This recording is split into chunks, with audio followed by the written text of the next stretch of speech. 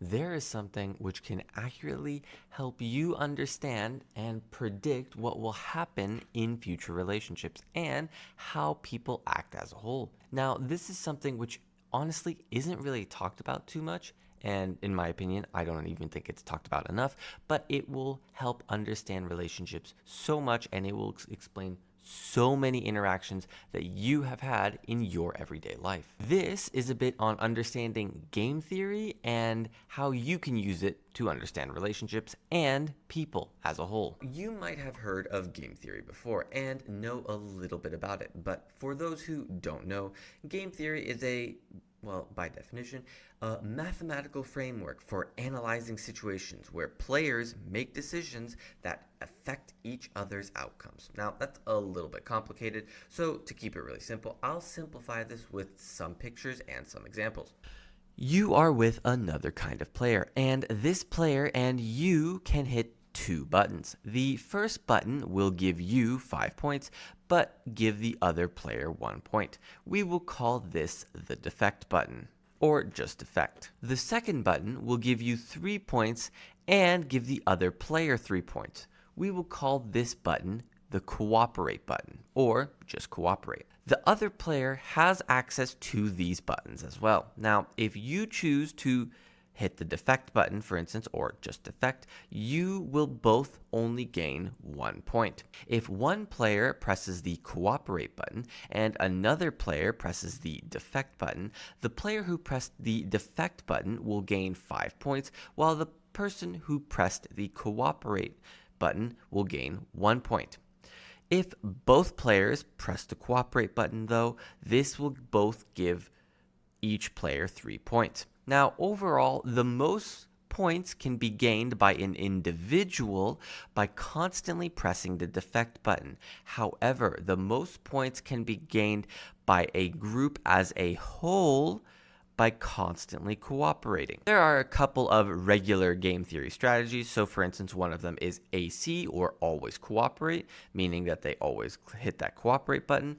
And then afterwards, there's AD, or always defect, which means they always hit the defect button. There's also, for instance, tit for tat, which mimics the other player's last move. So let's say the last player cooperated, then tit for tat will cooperate.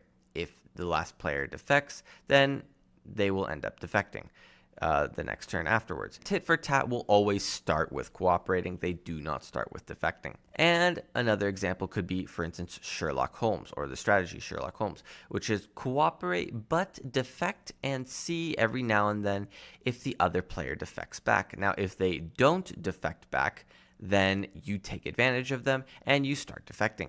Now, if they do defect, though, then you start cooperating again.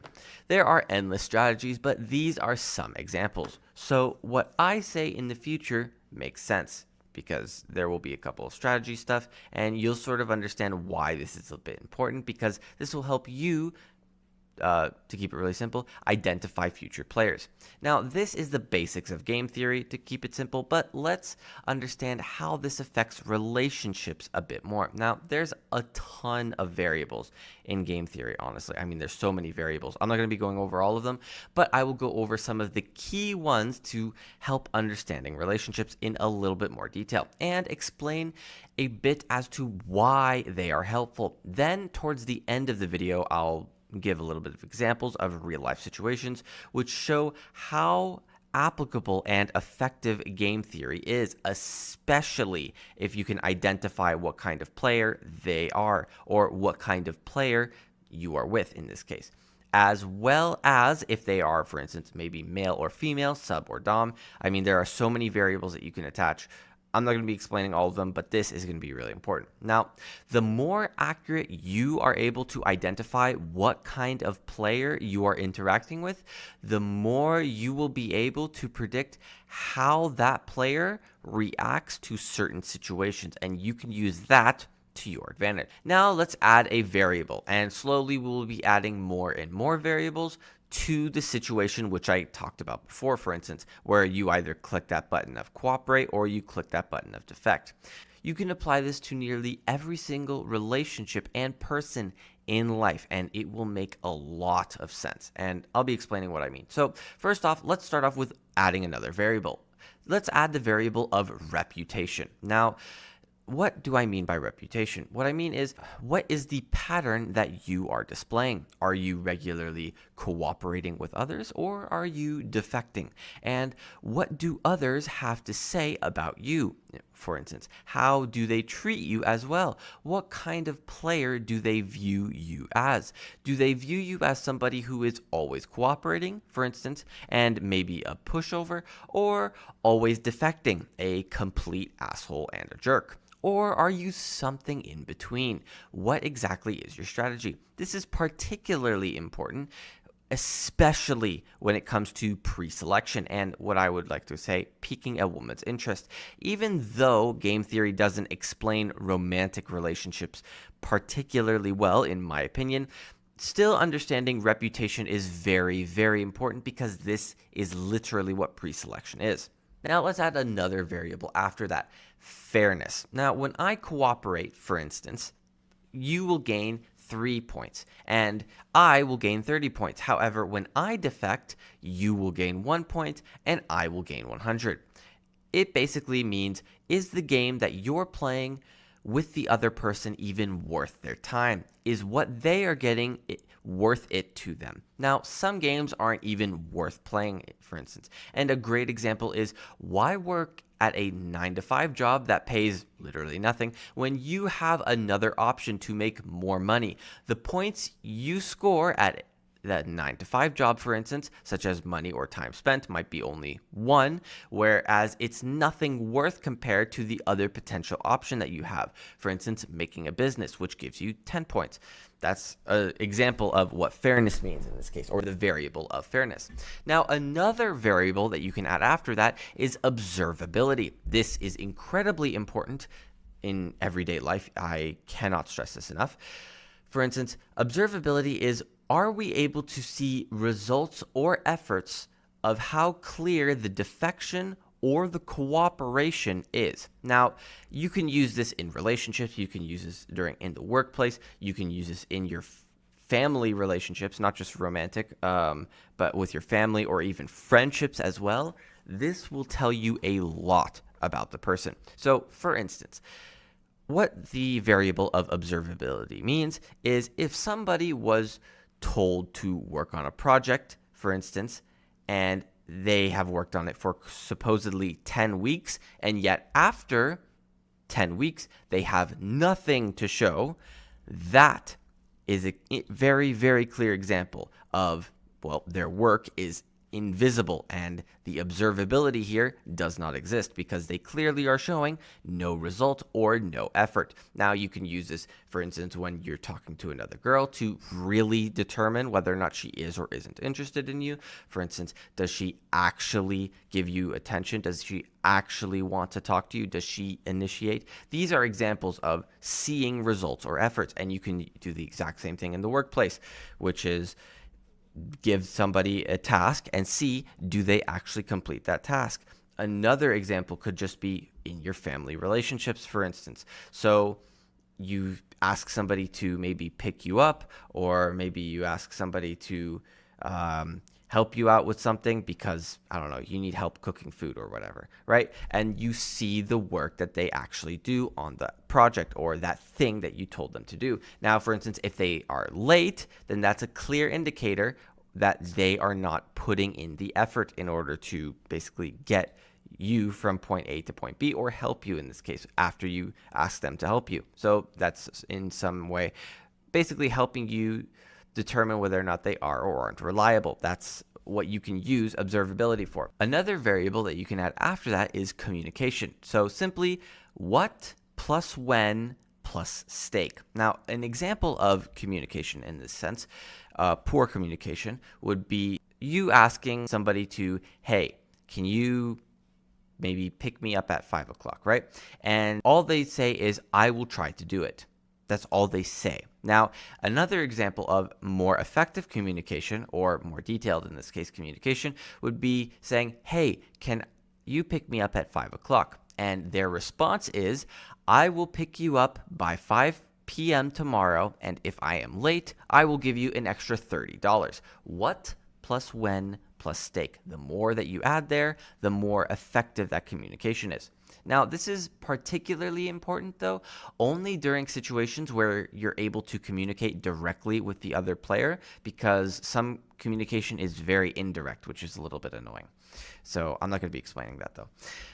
Now, another variable that you can add is the amount of times that you believe you will interact with that said player or that person. Now, if you are a defector, this is only beneficial if you are interacting with that person or player a minimal amount of times, basically 1 time, 2 times, or a very, very small amount of times. However, if you are somebody who is cooperating or a cooperator, you have more advantage when you interact more times. So for instance, someone who is more likely going to rip you off or price gouge you is somebody who you're going to be interacting with only once. For instance, that car dealership guy. And that's where you like smack him across the face. Okay, just kidding. But you get the point. Whereas if you were to interact with somebody multiple times, the odds of them defecting or price gouging / ripping you off in this case repeatedly is much lower. Now, this is very important because you can use this in the future to determine your interactions with people, and you will be able to tell their interaction or their more likely to be interaction because of how much they gain and how much they lose of how often they're interacting with you. The car dealership salesman is the best example. You're not going to be interacting with him often, and honestly, he has a very good incentive to rip you off in this case. But if this is somebody who you are going to be interacting with often, for instance, a person maybe you are intimate or close with, maybe it's a family member, obviously in cases like this is where cooperating is more beneficial because most likely, unless your family member is constantly defecting, cooperating is the better option. And this is because both of you have something more to gain. However, remember that other variable that I talked about before, which is whether or not you are gaining a fair amount of points. How fair is that relationship, or how fair is the interactions that you are having with that person? Now, another variable that you can add after that is noise. Now, this is huge. This is maybe one of the most important ones in today's day and age. The best example of this, which I view as a defection, even though the other person views it as a cooperation, which is incredibly stupid in my opinion, and I will be making a video about this in the future, is a parent throwing the kid out of the house at a set age, in this case 18. Now, the parent believes this to be a cooperation in this case because they think they are doing a good thing because they believe that their kid needs to, in this case, quote unquote, learn independence. Whereas the kid may view this as a cooperation sometimes, because sometimes it is, although in almost no cases I believe this to be, or they view this as a defection and think that it is stupid, a waste of money, and furthering the resentment the kid already has for the parents. This is incredibly huge.